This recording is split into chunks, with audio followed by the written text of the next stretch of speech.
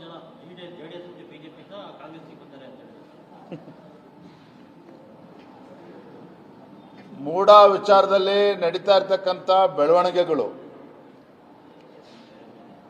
ಮತ್ತೊಂದು ಕಡೆ ಕಾಂಗ್ರೆಸ್ ಪಕ್ಷದಲ್ಲಿ ಅಥವಾ ಸರ್ಕಾರದಲ್ಲೇ ಮುಖ್ಯಮಂತ್ರಿಗಳು ಆಗಬೇಕು ಅಂತೇಳಿ ಹಪಾಪಿ ಏನು ಶುರುವಾಗಿದೆ.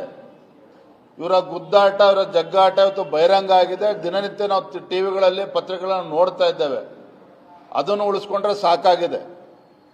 ಆಡಳಿತ ಪಕ್ಷ ಶಾಸಕರು ಇವತ್ತು ಪರದಾಡ್ತಾ ಇದ್ದಾರೆ, ಅಭಿವೃದ್ಧಿಗೆ ಅನುದಾನ ಸಿಗ್ತಾ ಇಲ್ಲ ಸರ್ಕಾರದಲ್ಲಿ ಅಂತೇಳಿ.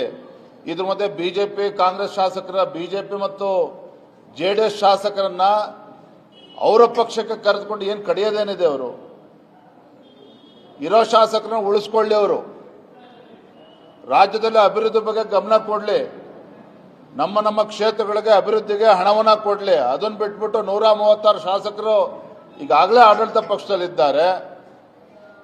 ಇನ್ನು ಬಿಜೆಪಿ ಜೆಡಿಎಸ್ ಇಂದ ಕರೆದುಕೊಂಡು ಏನು ಮಾಡೋರು ಇದ್ದಾರೆ ಇವರು?